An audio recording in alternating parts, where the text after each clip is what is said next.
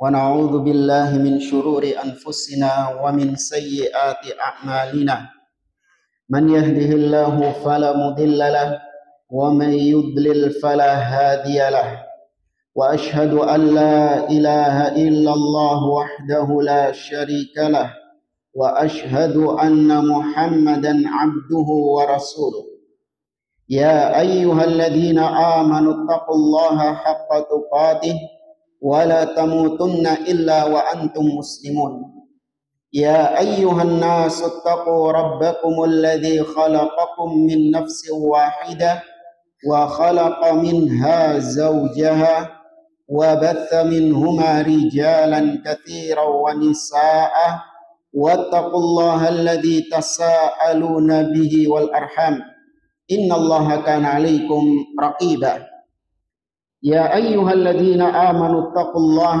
وقولوا قولا سديدا يصلح لكم أعمالكم ويغفر لكم ذنوبكم ومن يطع الله ورسوله فقد فاز فوزا عظيما أما بعد فإن أصدق الحديث كتاب الله وخير الهدي هدي محمد صلى الله عليه وسلم وشر الأمور محدثاتها وكل محدثة بدعة وكل بدعة ضلالة وكل ضلالة في النار. Ma'asyiral muslimin, ikhwani fillah, rahimani wa rahimakumullah. Alhamdulillah, segala puji bagi Allah Subhanahu wa taala yang telah melimpahkan kepada kita nikmat-nikmatnya sehingga di malam hari ini kita dipertemukan kembali oleh Allah di majelis yang mulia ini untuk melanjutkan pembahasan As-Sirah An-Nabawiyah. Di pertemuan kita yang terakhir, kita sedang membahas tentang peristiwa Sulhul Hudaybiyah, yaitu tatkala Nabi SAW mengajak para sahabatnya untuk melaksanakan umrah ke Baitullah, ke kota Mekah. Maka ketika itu berangkatlah sekitar 1.400 sahabat Nabi SAW untuk melaksanakan ibadah umrah, bukan untuk berperang. Namun ternyata mereka tertahan, tidak bisa memasuki kota Mekah di daerah namanya Al-Hudaybiyah, yaitu tempat antara Mekah dan Madinah, namun lebih dekat ke kota Mekah.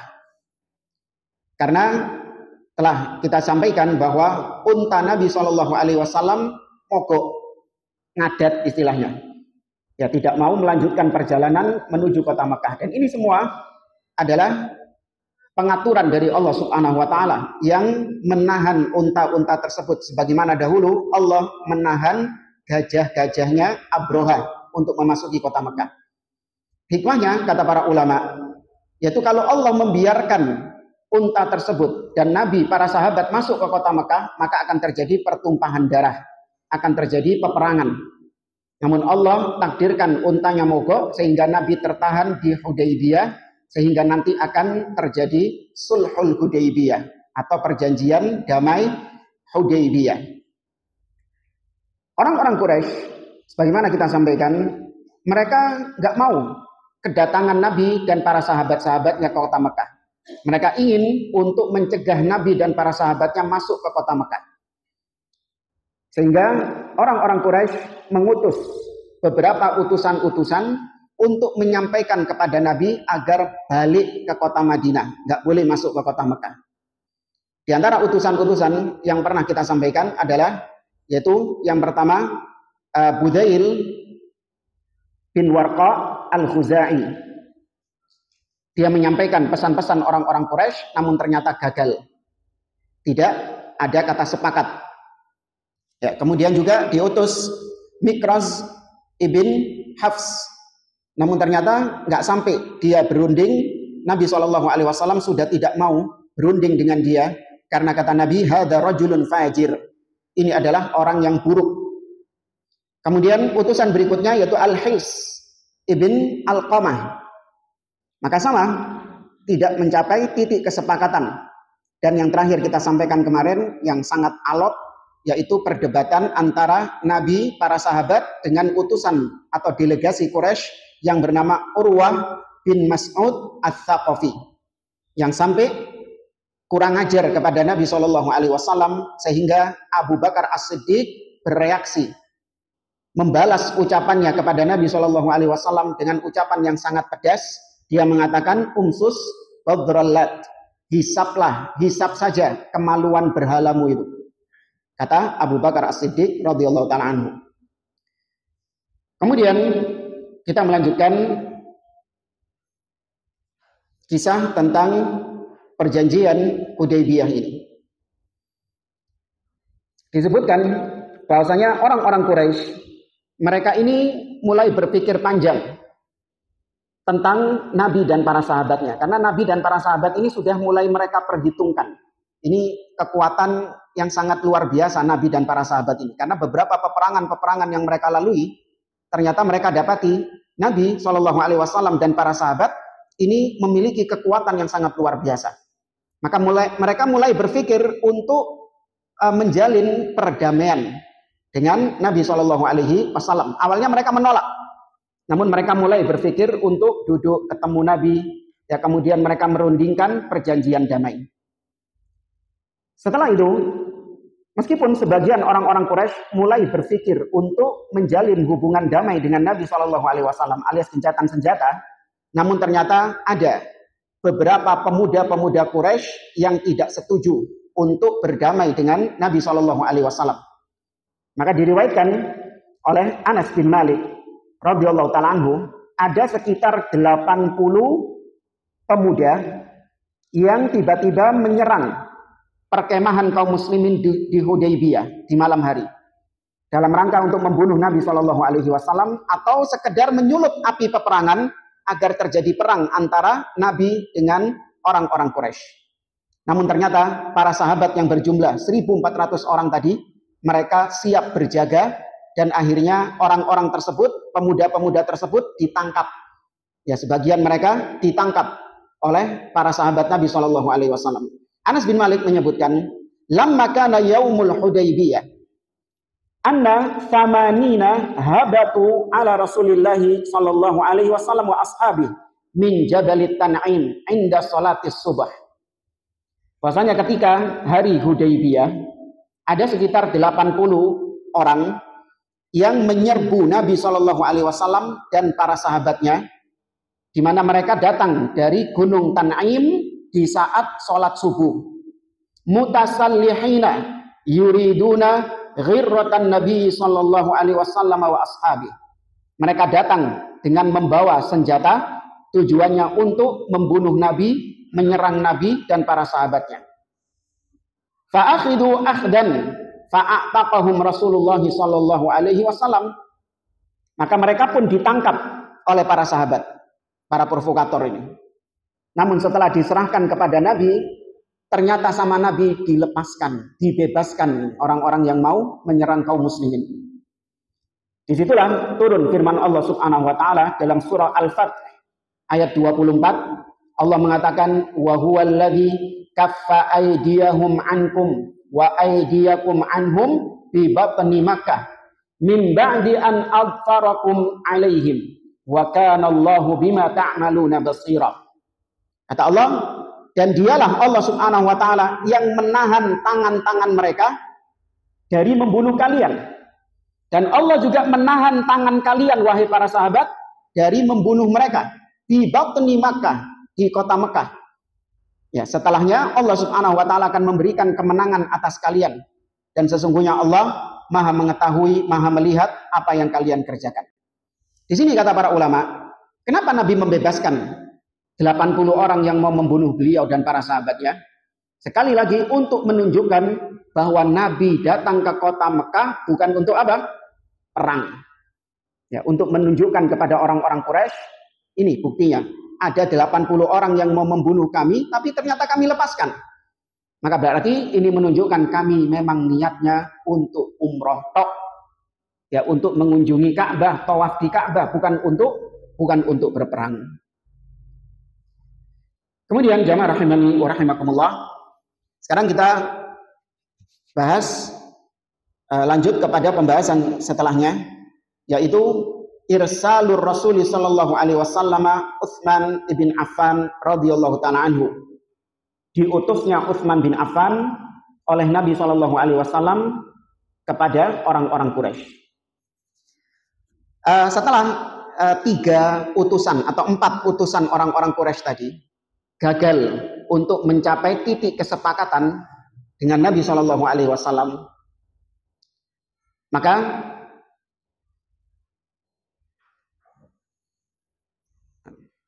gagal untuk mencapai titik kesepakatan dengan Nabi Shallallahu Alaihi Wasallam, maka akhirnya Nabi ingin melakukan kebalikannya. Kalau sebelumnya orang Quraisy yang mengutus utusannya, sekarang Nabi berpikir untuk mengutus utusan dari pihak beliau, ya, menuju orang-orang Quraisy dengan tujuan untuk menghilangkan ketakutan orang Quraisy. Kan orang Quraisy ini wedi kalau Nabi datang, para sahabat datang kok gak perkara iki. Maka Nabi berpikir untuk mengutus seseorang, meyakinkan orang-orang Quraisy bahwasanya Nabi dan para sahabat cuman ingin untuk umroh, tidak ingin untuk membuat kekacauan, tidak ingin untuk membuat peperangan.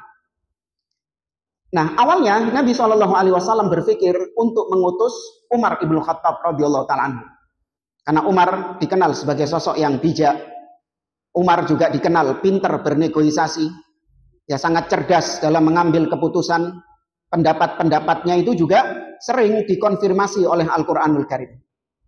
Umar ibnu Khattab itu, diantaranya Umar ibnu Khattab pernah menyarankan Nabi Shallallahu Alaihi Wasallam untuk menjadikan makam Ibrahim sebagai tempat sholat setelah tawaf. Ya. Maka idenya Umar ini dikonfirmasi oleh Allah Subhanahu wa taala. Allah mengatakan wattakhidhu mim maqami Ibrahim musalla. Itu idenya Umar ibnu Khattab yang dikonfirmasi oleh Allah Subhanahu wa taala. Maka banyak ya sebenarnya ide-idenya Umar ibnu Khattab yang seringkali Al-Quran turun sesuai dengan idenya Umar ibn Khattab. Namun ternyata Umar ibn Khattab nggak mau. Bukan karena Umar itu pengecut.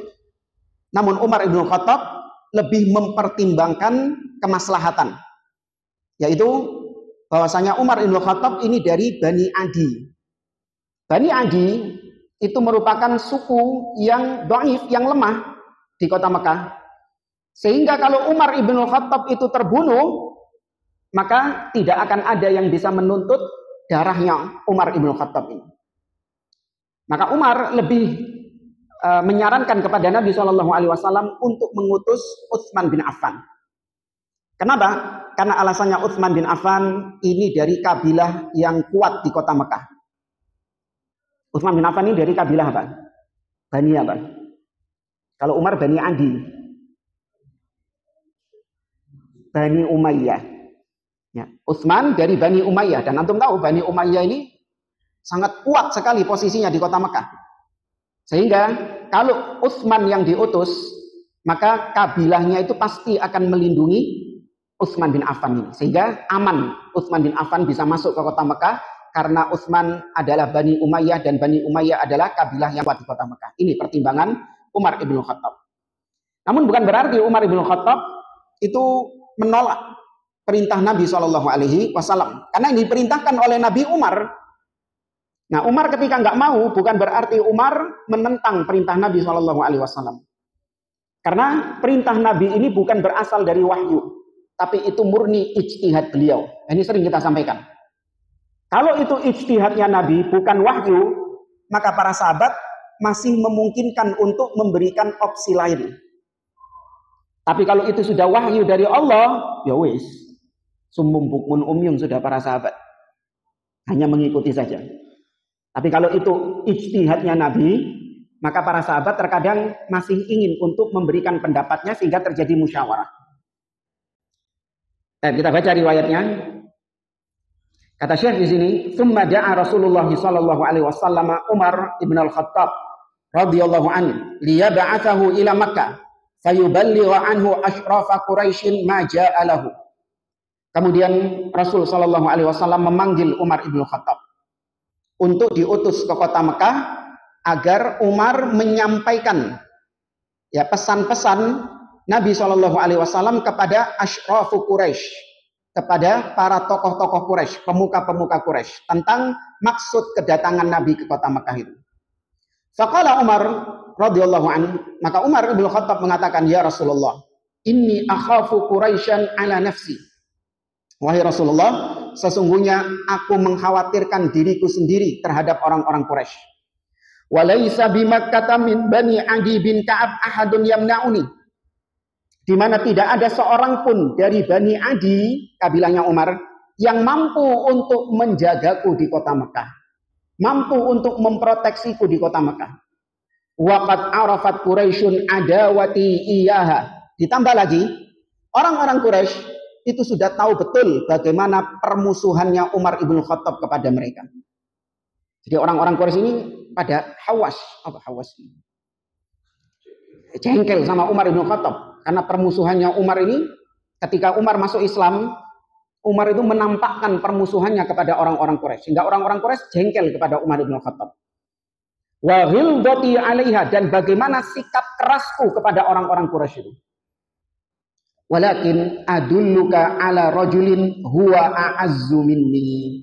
Namun aku tunjukkan engkau wahai Rasulullah kepada seseorang yang lebih mulia daripada aku. Ini tawaduknya Umar ibn Khattab. Karena akidah kita, siapa yang lebih mulia, Umar ibn Khattab atau Utsman? Utsman. Umar ibn Khattab. Ini termasuk perkara usul jamaah. Bahwasanya sepakat kaum muslimin bahwasanya afdalun nas ba'da Rasulillah sallallahu alaihi wasallam Abu Bakar As-Siddiq, tsumma Umar ibn Khattab. Manusia terbaik di umat ini setelah Rasulullah sallallahu alaihi wasallam adalah Abu Bakar As-Siddiq dan kemudian Umar ibn Khattab bil ijma', dengan kesepakatan para ulama. Yang menyelisihinya maka dia keluar dari ahli sunnah menjadi ahli bidah. Tsumma tanaza'al ulama ba'da Umar. Kemudian sempat terjadi khilaf di antara para ulama, apakah Utsman bin Affan radhiyallahu taala anhu setelah Umar ibn Khattab yang terbaik, ataukah Ali bin Abi Thalib radhiyallahu taala anhu. Minal ulama man yuqaddim Aliyan ala Utsman. Sebagian ulama ada dahulu yang lebih memilih Ali bin Abi Thalib daripada Utsman bin Affan. Jadi Ali itu lebih afdol daripada Utsman bin Affan. Sebagian yang lain memilih Utsman bin Affan yang nomor 3. Dan sebagian yang lain tawakuf, alias tidak mau menentukan siapa yang lebih baik setelah Umar ibn Khattab. Kalau Abu Bakar dan Umar sepakat. Ya, jadi pendapatnya Rafidhah yang tidak menganggap Abu Bakar dan Umar sebagai manusia terbaik setelah Rasul Shallallahu Alaihi Wasallam, ini pendapat sampah. Ya, sehingga nggak ditoleh. Ya, pendapat sampah ini dibuang. Jadi nggak dianggap, nggak diperhitungkan. Ya, seperti nelayan kalau menjala ikan, itu kan yang didapatkan bukan cuma ikan saja. Ada botol, ada sendal, ada kresek. Nah itu Syiah itu kayak gitu. Laraan-laraan ini dicoba apa dikuat? Dikuat.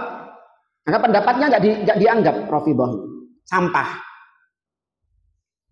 Nah, kemudian setelah itu, setelah para ulama khilaf siapa yang lebih afdal antara Utsman dengan Ali, maka kemudian terjadi kesepakatan setelah itu, di zaman setelah itu, Utsman afdal min Ali ibn Abi Thalib radhiyallahu ta'ala anhu.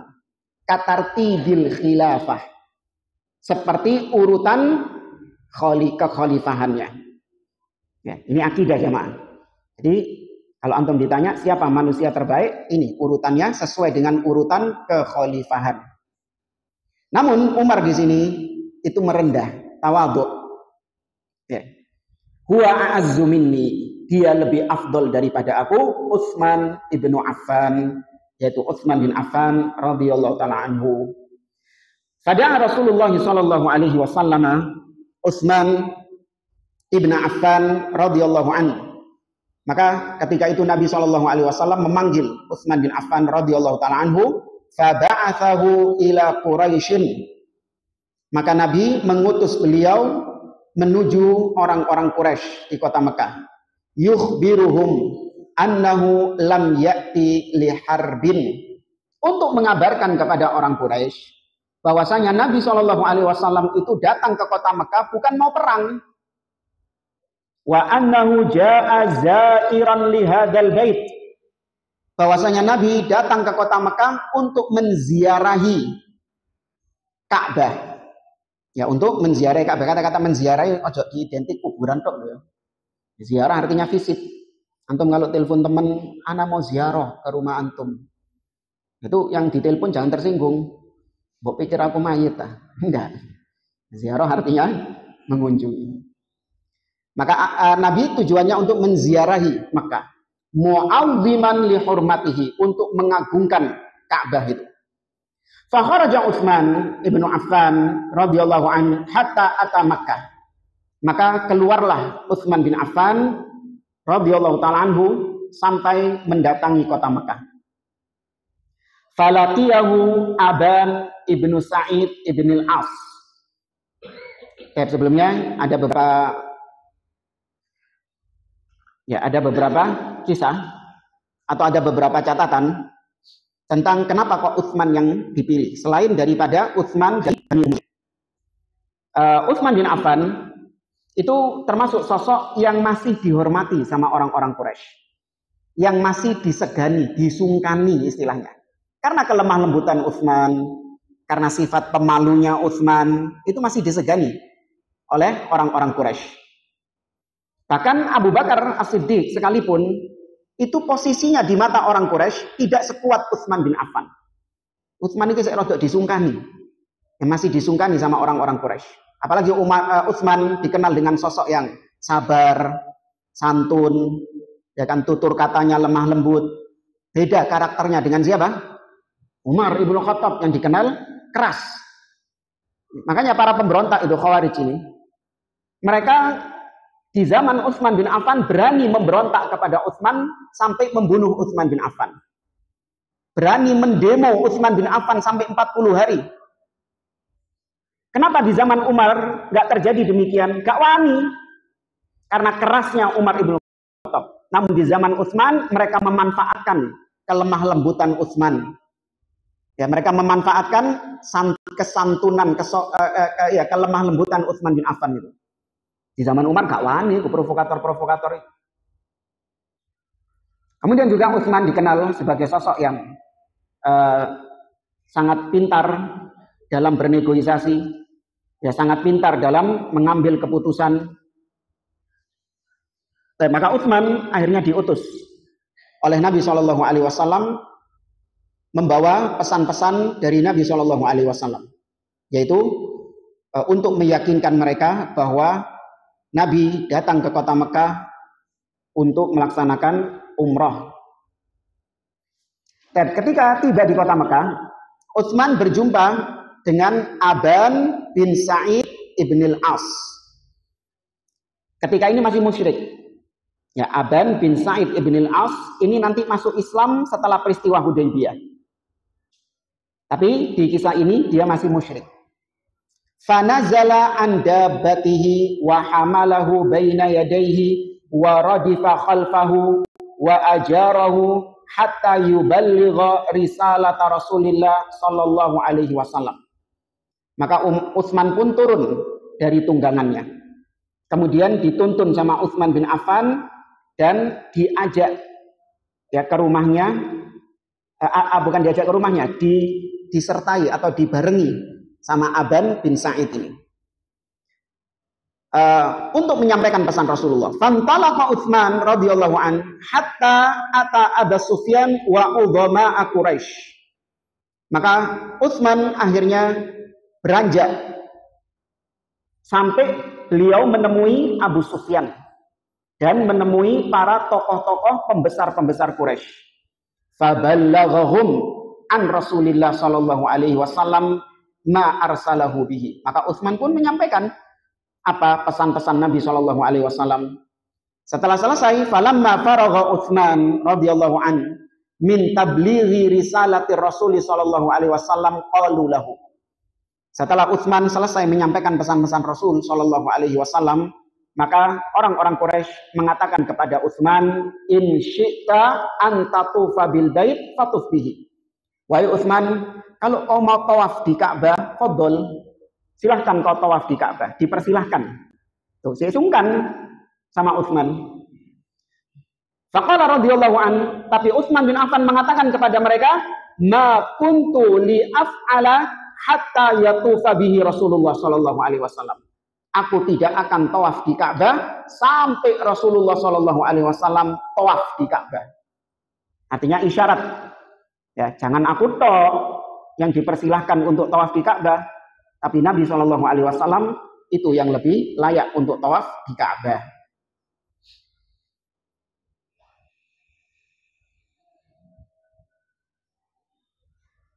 Padahal Utsman bin Affan tentu sangat rindu, 6 tahun nggak pernah ngelihat Ka'bah. Ya, begitu ditawari kayak gitu, harusnya kerinduan seseorang terhadap Ka'bah itu pasti langsung tawaf, apalagi dipersilahkan. Tapi Utsman bin Affan menolak hal tersebut karena dia taat kepada Nabi Shallallahu Alaihi Wasallam, hanya diperintahkan untuk apa? Menyampaikan pesan. Dan kemudian kita lanjut ke kisah berikutnya, yaitu tersebarnya berita terbunuhnya Utsman bin Affan radhiyallahu an. Isya'atu maqtali Utsman radhiyallahu an wa bai'atur ridwan. Tersebarnya kabar terbunuhnya Utsman. Jadi ada berita hoax, ya, berita miring. Utsman dikabarkan terbunuh di kota Mekah.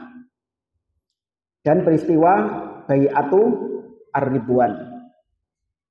Wahtabasat Quraisyun Utsman radhiyallahu anhu indaha wa la'allahum aradu ay yatashawaru fima bainahum fil wad'ir rahin wa yarau amrahum thumma yaruddu Utsman biwajibin ila Rasul sallallahu alaihi wasallam wa qala al-ihtibas. Nah, orang-orang Quraisy itu menahan Utsman bin Affan dulu. Apa tujuannya? Mereka ingin mengajak Utsman bermusyawarah dulu. Jadi Utsman itu ditahan, gak oleh mulai dhisik. Habis menyampaikan pesan, ojo langsung mulai. Jangan langsung balik ke Rasulullah. Sini dulu. Kami ingin berunding denganmu. Setelah berunding, baru kemudian sama orang-orang Quraisy dilepas. Hasilnya perundingan itu apa? Dilepas. Tapi ternyata tolal ihtibas. Terlalu lama orang Quraisy menahan Utsman bin Affan. Jadi kepikiran ini Nabi dan sahabat-sahabat yang lain, gak balik-balik Utsman ini. Gitu. Fasya'a bainal muslimina anna Utsman qutila. Maka ketika itulah tersebar berita, dugaan di antara kaum muslimin, di antara para sahabat, bahwa Utsman dibunuh. Ojo-ojo dipateni Utsman iki nang kono. Ya apa suwe ndak balik-balik. Faqala Rasulullah sallallahu alaihi wasallam, lamma balaghatul isya'ah la nabrahu hatta nunajizal qauma. Ya, kata Nabi sallallahu alaihi wasallam, ketika mendengar berita terbunuhnya Utsman, maka Nabi mengatakan kita tidak akan beranjak pergi sampai kita memerangi mereka. Tuh, ini baru Nabi sallallahu alaihi wasallam sudah mulai merubah niatnya. Awalnya umroh, kemudian Nabi berniat untuk memerangi mereka karena telah membunuh siapa? Utsman bin Affan. Ya. Maka sebelum Nabi beranjak untuk menyerang Utsman bin Affan, maka Nabi Shallallahu Alaihi Wasallam mengumpulkan para sahabatnya untuk membaiat. Ya, membaiat itu artinya sumpah setia. Ya, sumpah setia untuk mentaati. Kita mengenal istilah baiat kepada pemimpin. Artinya kita telah berjanji untuk mendengar dan taat kepada pemimpin dalam hal yang ma'ruf. Nabi Shallallahu Alaihi Wasallam mengatakan, kata Nabi Shallallahu Alaihi Wasallam, Nabi mengatakan, wa man faraqal jama'ata shibran famata famitatun jahiliyah. Man khala'a yadan min ta'ah laqiyallahu yaumal qiyamah la hujjata lahu. Ya, barang siapa yang di punggungnya tidak ada baiat, maka dia akan berjumpa dengan Allah dalam keadaan tidak memiliki hujjah. Nah, baiat kita kepada pemimpin, ya kalau di negeri kita kepada presiden, itu adalah kita berjanji setia untuk mendengar dan taat kepada beliau. Baiat hanya ada kepada pemimpin, tidak ada baiat kepada ustadz, tidak ada baiat kepada ketua organisasi, ketua yayasan. Nah, ini semua merupakan baiat-baiat yang bid'ah, tidak dikenal dalam sepanjang sejarah para ulama-ulama, para sahabat, para tabi'in dibaiat oleh murid-muridnya. Tidak ada. Imam Syafi'i dibaiat apa sama muridnya? Imam Ahmad dibaiat apa sama muridnya? Tidak ada. Ya, maka kalau ada seruan-seruan baiat, ayo ikut baiat. Ya, ini ikut baiat ini kepada pemimpin mereka, pemimpin organisasi misalnya, maka ini baiat yang bid'ah. Baiat kita hanya kepada siapa? Pemimpin kaum muslimin. Baik, maka pemimpin mereka para sahabat adalah Rasul Shallallahu Alaihi Wasallam. Fasara sahabatu radhiyallahu anhum ila Rasulillah sallallahu alaihi wasallam fabaya'u. Manakala Nabi mengajak mereka untuk berbaiat, maka bergegaslah berbondong-bondong para sahabat datang untuk membaiat Nabi sallallahu alaihi wasallam. Awwalu man baya', kloter pertama yang membaiat. Wa kana Rasulullah sallallahu alaihi wasallam jalisan tahta syajarah. Ketika itu Nabi duduk di bawah pohon. Wa kana yaqa'u min aghsani tilka syajarati ala dhahri Rasulillah sallallahu alaihi wasallam. Fakana Ma'qil ibnu Yasarin radhiyallahu an rafi'an husnan min aghsaniha an ra'si Rasulillah sallallahu alaihi wasallam. Ketika Nabi duduk, ada ranting pohon yang mengenai punggung Rasul sallallahu alaihi wasallam. Maka ada seorang sahabat yang bernama Ma'qil bin Yasar, ya dia yang mengangkat ranting pohon tersebut sehingga tidak mengenai Nabi Shallallahu Alaihi Wasallam. Fakana awwala man baya'a Rasulullah Shallallahu Alaihi Wasallam Abu Sinan Abdullah ibn Wahb bin al Asadi radhiyallahu an. Orang pertama yang membaiat Nabi Shallallahu Alaihi Wasallam adalah orang yang bernama sahabat yang bernama Abu Sinan. Ya, namanya Abdullah ibn Wahb al Asdi. Summa tataba'a as-sahabatu radhiyallahu anhum. Baru kemudian diikuti oleh sahabat-sahabat yang lain. Kemudian Abdullah ibnu Umar radhiyallahu anhuma baya'a qabla abihi. Ada kisah Abdullah bin Umar yang membaiat Nabi Shallallahu Alaihi Wasallam sebelum ayahnya, yaitu Umar ibnu Khattab radhiyallahu anhu.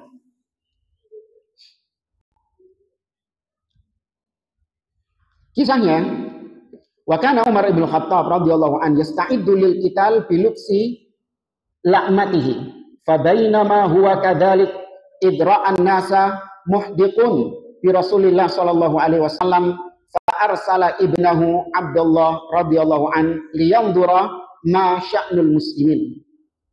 Kisahnya, ketika itu Umar ibn Khattab itu sedang bersiap-siap untuk perang. Kan Nabi tadi menyuruh para sahabat untuk perang, menyerang orang-orang Quraisy. Maka Umar pun mempersiapkan dirinya. Nah, di tengah-tengah mempersiapkan diri, Umar kaget. Para sahabat kok ngelompok kabeh kok. Ono apa itu? Maka Umar memerintahkan putranya, yaitu Abdullah, untuk lihat. Isi para nono itu. Ono apa itu? Kumpul-kumpul kabeh itu. Gitu. Ya, ada apa itu? Coba para nono ke situ. Maka kemudian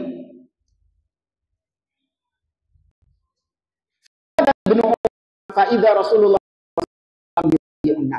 maka diparani sama Abdullah bin Umar. Maka dilihat sama Abdullah bin Umar, ternyata para sahabat sedang baiat. Ya, kalau ada pemimpinnya baiat dengan jabat tangan. Tapi kalau kita nggak perlu mempersyaratkan jabat tangan sama pemimpin, enggak. Cukup kita meyakini untuk bersumpah setia mendengar dan taat kepada pemimpin dalam hal yang ma'ruf. Fabaya'a ibnu Umar radhiyallahu anhu Rasulullah sallallahu alaihi wasallam, thumma raja'a wa akhbara abahu Umar radhiyallahu an, fa dhahaba yubaya'. Ketika Abdullah melihat orang-orang sahabat-sahabat membaiat Nabi, maka dia pun langsung bergegas membaiat Nabi. Disi bapake, dului ayahnya. Setelah dia selesai membaiat, dia balik kepada Umar dan mengabarkan bahwasanya ada pembaiatan. Maka Umar pun akhirnya juga berangkat menuju Nabi dan membaiat Nabi Shallallahu Alaihi Wasallam. Imam Bukhari meriwayatkan dalam sahihnya dari Nafi' yaitu Maula ibni Umar. Qal innan nasa yatahaddatsuna anna ibna Umar radhiyallahu an aslama qabla Umar radhiyallahu an wa laysa kadzalik. Walakinna Umar radhiyallahu an yaumal Hudaybiyah arsala Abdullah radhiyallahu an ila farasin lahu inda rajulin minal ansar ya'ti bihi liyuqatila alaihi. Ini pernah diriwayatkan bahwasanya sebagian orang itu ini setelah peristiwa Hudaybiyah ya, bikin rumor bahwa Abdullah bin Umar itu masuk Islam lebih dulu daripada bapaknya. Kok bisa? Iya, ketika di Hudaybiyah, Abdullah bin Umar yang membaiat Rasulullah dulu daripada bapaknya. Berarti yang masuk Islam dulu adalah Abdullah bin Umar, baru kemudian Umar. Maka dibantah, bukan gitu kejadiannya. Ya, tapi kejadiannya seperti yang kita kisahkan tadi. Itu hanya sebatas baiat, bukan masuk Islam. Kemudian ada kisah seorang sahabat yang bernama Salamah ibnul Aqwa.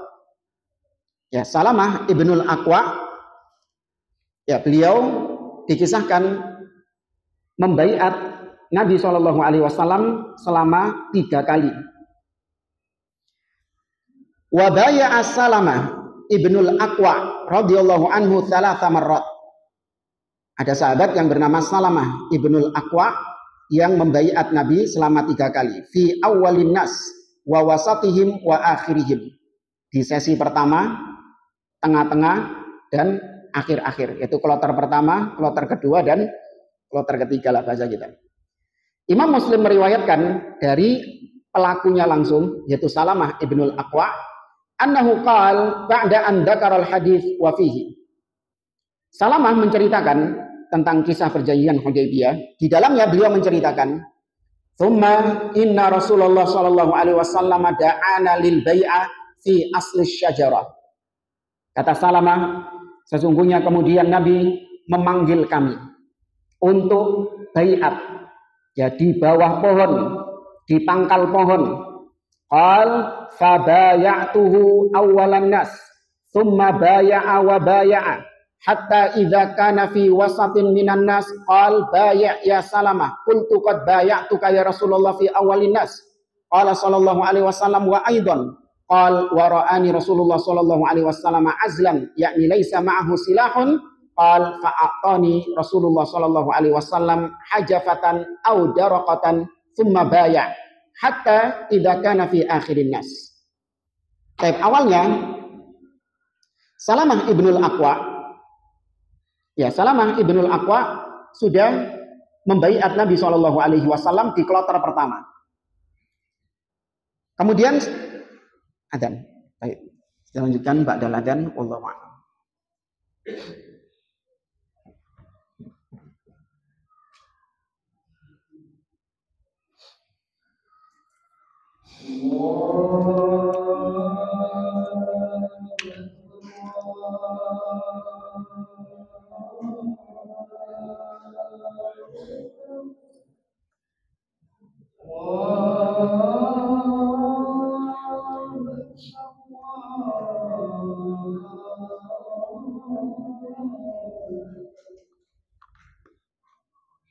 Asyhadu an la ilaha illallah.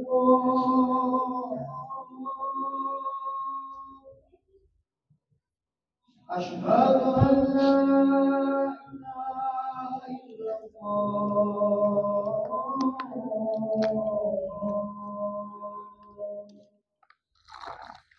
Asyhadu anna Muhammadar Rasulullah.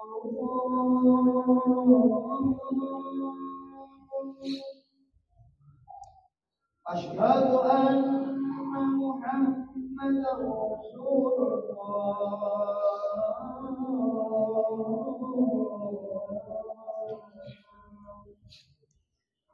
Hayya 'alas shalah. Hayya 'alas shalah.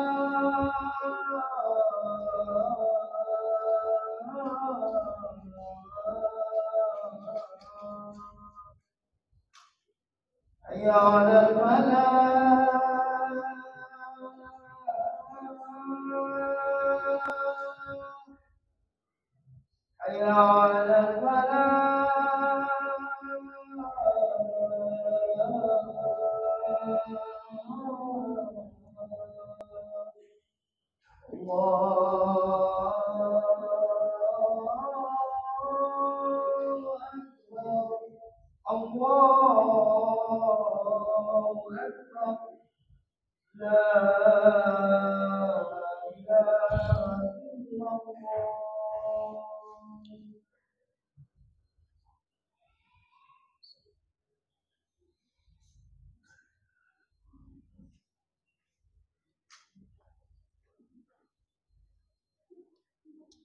Khonifillah rahimani wa rahimakumullah.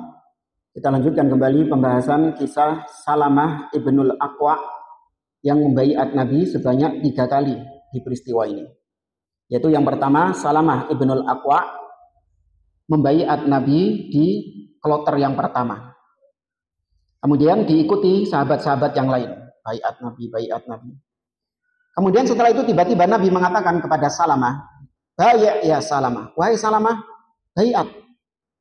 Maka mendengar hal ini, Salamah pun kaget. Ya, maka ia pun mengatakan kepada Rasulullah, "Qad baya'tuka ya Rasulullah." Aku sudah membaiatmu wahai Rasulullah fi awwalin nas, di kloter pertama itu. Ya, namun Nabi SAW mengatakan wa aidon, dan lagi, maksudnya lagi wahai Usama, baiatlah lagi, baiatlah lagi. Maka tanpa ragu pun Salamah langsung membaiat Nabi untuk kedua kalinya. Ya. Ketika itu Nabi melihat bahwa Salamah tidak membawa senjata, tidak memiliki senjata. Kan ini baiat mau perang. Salamah tidak memiliki senjata. Maka Nabi pun kemudian memberikan kepada Salamah sebuah perisai. Ya, sebuah perisai yang terbuat dari kulit. Kemudian Nabi SAW setelah membaiat Salamah untuk kedua kalinya, Nabi melanjutkan baiatnya kepada sahabat yang lain. Sahabat baiat. Sampai kemudian Nabi mengatakan lagi kepada Salamah, "Ala tubayi'ni ya Salamah." Wahai Salamah, tidakkah kau membaiatku? Salamah lagi-lagi pun kaget dan mengatakan kepada Nabi, "Qad baya'tuka ya Rasulullah fi awsatin nas." Wahai Rasulullah, aku sudah membaiatmu di sesi yang kedua, bahasa kita. Ya, di pertengahan. Namun Nabi lagi-lagi mengatakan wa aidon, maneh. Ya, lagi. Maka tanpa ragu pun Salamah berbaiat kepada Nabi untuk ketiga kalinya.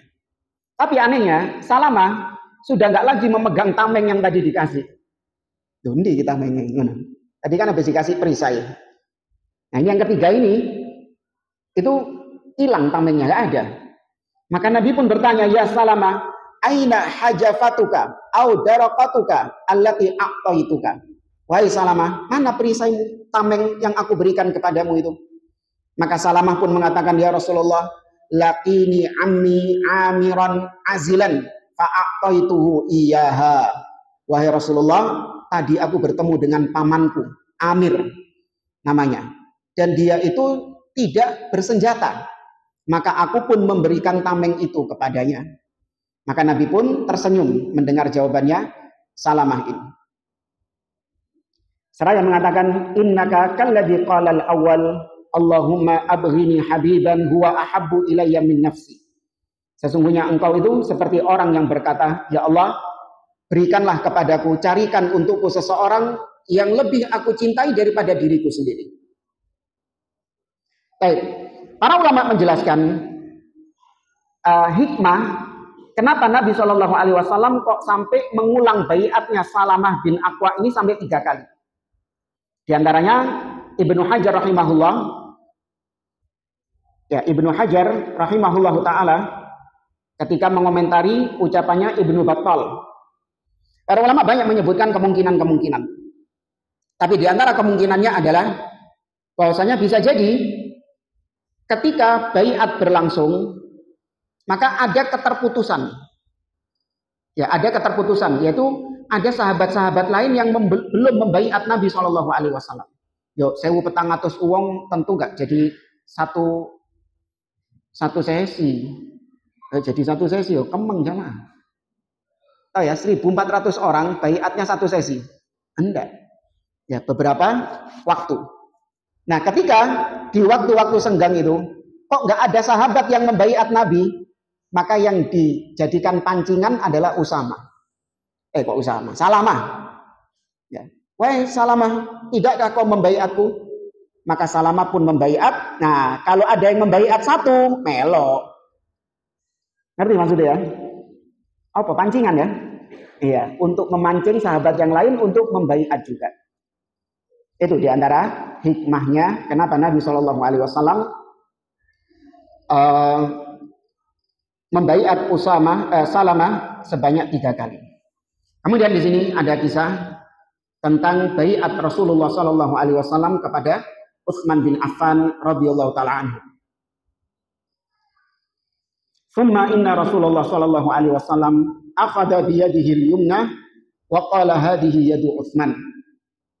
Kemudian Nabi Shallallahu Alaihi Wasallam setelah selesai membaiat para sahabat yang lain, maka Nabi Shallallahu Alaihi Wasallam mengatakan kepada tangannya sendiri, kepada para sahabat tentang tangannya sendiri, hadihi yadu Utsman. Ini adalah tangannya Utsman bin Affan. Fadaraba biha ala yadihi al-yusra wa qala hadihi li Utsman. Kemudian Nabi Shallallahu Alaihi Wasallam dengan tangan kanannya Nabi bersalaman sendiri. Jadi Nabi menyalami tangannya sendiri, mengatakan hadhihi li Utsman. Ini adalah baiatnya Utsman bin Affan radhiyallahu anhu. Kemuliaan yang luar biasa bagi Utsman bin Affan. Tangannya diwakilkan oleh tangan yang mulia Rasulullah Shallallahu Alaihi Wasallam. Antum tahu ketika Utsman bin Affan menjabat sebagai khalifah, di antara tuduhan keji Abdullah bin Sabah kepada Utsman untuk memprovokasi kaum muslimin benci kepada Utsman, yaitu mereka mengatakan Utsman tidak ikut baiat Ridwan. Jadi di zaman pernah sering kita kisahkan jamaah, di zaman Khalifah Utsman, Abdullah bin Sabah itu menyebarkan isu-isu miring, ya, menyebarkan kebencian, mengajak rakyat untuk benci kepada pemimpin, yaitu Utsman bin Affan. Disebarkan berita-berita tentang Utsman yang sahih, betul berita-beritanya itu, tapi tidak diperjelas. Seperti misalnya Utsman tidak ikut perang Badar. Sahih atau la? Sahih. Gak dijelaskan. Apa gak melok perang Badar? Apa jamaah? Ibu cuy loro, Ruqayyah sakit. Gak dijelaskan. Jadi tagline beritanya itu Utsman tidak ikut perang Badar. Ngono kok jadi pemimpin. Ya, jadi Abdullah bin Sabah pos. Iya jamaah, mereka menyebarkan dengan kroni-kroninya itu, berita-berita itu. Judulnya tok. Utsman kabur dari perang Uhud. Sahih. Oh bohong. Iya, ada berita tersebar Nabi SAW terbunuh. Sehingga para sahabat putus semangat. Sebagian mereka tetap bertahan dan sebagiannya memilih kabur dari medan peperangan, termasuk Utsman bin Affan. Mereka tidak membawakan ayat bahwa Allah telah memaafkan mereka. Innal ladzina tawallaw minkum yaumal taqal jam'ani innamastazallahumush syaitan bi ba'di ma kasabu wa laqad afallahu anhum. Dan Allah telah memaafkan mereka. Gak disebut sama Abdullah bin Sabah. Karena tujuannya memang untuk menanamkan apa? Kebencian kepada pemimpin. Nah, termasuk juga Utsman bin Affan mengangkat kalangan Bani Umayyah menjadi pejabat-pejabat nepotisme. Padahal sejak zamannya Umar sudah diangkat ini. Seperti Muawiyah menjadi gubernur di Syam, Abdullah bin Abi Sarah sudah diangkat jadi pejabat. Tapi ketika zaman Utsman dituduh Utsman yang mengangkat sehingga Utsman tertuduh melakukan nepotisme. Utsman membakar mushaf. Ya, dan hanya menjadikan satu mushaf yang resmi. Utsman menambah adzan Jumat 2 kali. Utsman tidak melakukan qasar ketika haji, tapi melakukan itmam, sholatnya 4-4 bukan 2-2. Rakyat dijejeli sama berita-berita kayak gini, tambah apa? Tambah benci, tambah marah, hawas, tambah marah, digeruduk Utsman bin Affan, didemo Utsman bin Affan, sampai akhirnya dibunuh Utsman bin Affan. Ini demo pertama kali. Caranya mirip seperti apa yang dilakukan orang-orang sekarang. Ya, bahkan lebih masif. Karena sekarang arus informasi lebih apa? Lebih cepat. Tiap hari dijejeli di media sosial. Ini pemimpin sekarang begini, pemimpin sekarang begini. Kita setiap hari ngelihat itu tambah apa? Tambah tambah hawas. Ini memang boleh nih pemimpin. Ini. Nek wis panas, diajak demo, gampang. Saya sama. Ini tepeng kabeh wis ini. Hawas semua ini, diajak demo, ayo demo, gampang. Gampang menggerakkan massa. Ketika sudah terkumpul, ini orang-orang yang sudah panas ini, gampang diprovokasi. Bunuh fulan, bakar ini, gampang. Cara yang sama, pola yang sama. Tidakkah kita belajar dari sejarah? Ya, maka lihat, diantara provokasinya adalah Utsman tidak ikut baiat Ridwan. Padahal itu baiat yang luar biasa. Yang Allah memuji di dalam surat Al-Fath. Laqad radiyallahu 'anil mu'minina idh yubayyi'unaka tahta syajarah. Allah telah ridho kepada orang-orang beriman yang membaiatmu wahai Muhammad di bawah pohon. Utsman gak melok. Utsman gak ikut. Tidak dijelaskan dilakukan oleh Utsman dan tidak dijelaskan. Utsman direkam sama siapa? Tangannya Rasul sallallahu alaihi wasallam. Itu kemudian buat Utsman. Baik, anak kira ini insyaallah kita lanjutkan pada pertemuan yang akan datang. Wallahu a'lam. Subhanakallahumma bihamdik asyhadu an la ilaha illa anta astaghfiruka wa atubu ilaik. Assalamualaikum warahmatullahi wabarakatuh.